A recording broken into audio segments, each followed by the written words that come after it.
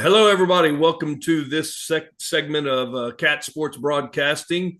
Uh, our game of the week this week, the Davenport Wolves will be visiting UVALDE in the Honey Bowl to take on the Coyotes from UVALDE. And we once again have Coach Wade Miller here. Coach, thanks for coming again. No, yeah, Jeff, thanks for having me. I appreciate it. Yeah, once again, you didn't have far to go. No, not at all. So, hey, we hadn't seen you in a couple of weeks. Last time we saw you was against Somerset. I thought the kids played real hard and had some good effort there. A lot of positives. But I hadn't seen you in a couple of weeks. Tell us about how things have been going since then. Yeah, well, throwing back to Somerset, we played about as good as we could the first half, and we were up 8-7 on those guys.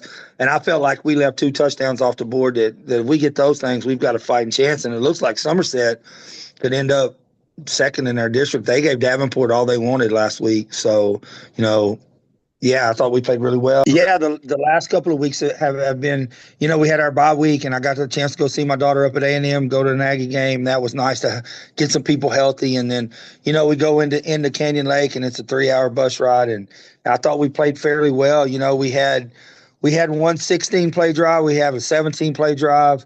And then, we drop a couple of passes in the end zone and we fumble on an option and things like that to where, that thing could have got real close real fast, and we just got to quit making mistakes. Yes. Yeah, no, understood that. Kids will make mistakes, Yeah. just the same as we will. So you just got to learn to move forward. And, Most moving important players in the forward next this play. week, moving forward this week, it's tough to move forward against a team like Davenport, but they're the next ones on the schedule. Tell us a little bit about what you see out of the Davenport Wolves and what you're expecting as they come to the Honey Bowl Friday night. Well, offensively, they're almost unstoppable. They go so fast, and they've got such good receivers, and they're big up front, and the quarterback's really good. And they lost a lot from last year. And then defensively, they're going to do their thing. They're going to get in that same front, and they're going to play hard and be real athletic. I thought last year we did really well against them. We had a couple of turnovers, but we had over 300 yards rushing and over 20 first downs against them last year. And I think we scored more on them than anybody did until they lost in the playoffs. Of course, it's 2 completely different teams. You never know how it's going to turn out. But we're excited for the opportunity. That's why you compete, to try to go beat the best. So here's our chance. And, I've been preaching to them all year. You win 3 games, you're going to get an 11th one. Well, if we're going to do that, we're 0-3. We need to start that this week. So that's kind of the talk around here this week. Yeah, and not to talk about upsets, but if y'all were to upset a team like this, they're one of the top ranked teams in your division, and they're expecting, as we have talked to Coach over there, Zimmerhausel, we've talked to him, and they're expecting not just a run in the playoffs, but they're expecting a very deep run into the playoffs, and a team like you guys may be a good wake up call for them, and it'll be a good challenge for your kids as well.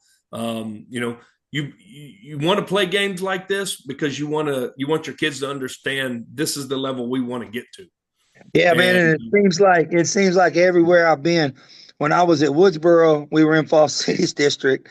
And then I go to Corpus, and we're in there with Miller and Cal Allen and those guys. Then I come here, and it's either been Davenport or Bernie all 5 years. So. Yeah, no, not a very good switch out, Bernie and Davenport, was it? Right. Yeah. But, my kids are excited about the opportunity, and we seem to play better at home. So I'm glad it's back at the Honey Bowl. Oh, yeah. Uvalde always plays tough. I'll be honest, I even asked Coach Zimmerhansel today about going to play in the Honey Bowl, and that's something that was on his mind. He talked to his kids about it already. Yeah, well, he needs to tell them that it's the easiest place on the planet to play. Yeah. Not what he said. I don't think any kind of easy has been in his vocabulary recently. Hey, well, Coach, we like to do segments on things things going on in the community and how things are going outside of the gridiron. Tell us a little bit about something that's going on with Uvalde in the community and things that you guys are proud of. Well, I don't know about community, but I'm really proud of my volleyball team. When I got here, I want to say they won 2 games the year before I got here, and we hired Coach Debbie Martinez. She's a local girl, and she's done just a fantastic job with them. They slowly but surely won a few more games each year, and And you're looking this year, she's still got a couple games. She clinched the playoff spot with 4 games left. They played really well, and for them to have double-digit wins, that's a big thing. I'm super proud of the girls. I'm super proud of her. I'm just excited for them. Shout out to UVALDE volleyball. Yeah. Yeah. No, it's, success breeds success, and it doesn't matter where it's at in your program. I mean, the girls' side, the boys' side, the soccer team, the volleyball team, every team you got. So that's good to hear that the Coyotes are being successful in other phases of the athletic realm. Yes, sir. Hey, Coach, we're looking forward to being at the Honey Bowl Friday night. Got our usual perch up there above the press box. Ready. We're getting used to those climbs, man. I'm telling you, I think Coach Herb's built some extra muscle from carrying all that equipment up.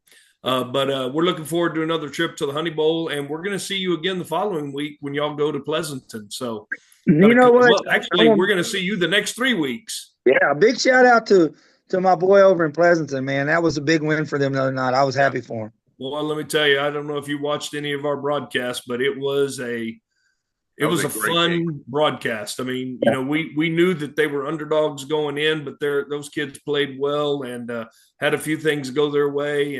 And I had told Coach Gallion on the way over, I said, this could be a 3-score game unless Pleasanton fix what they do right, what they've been doing wrong, I should say, because they were making mistakes that just cost them drives, and they didn't make those same mistakes, and they cut them down. And lo and behold, that's how you win some of those games you're not supposed to win. So they didn't act like underdogs. I'll say that.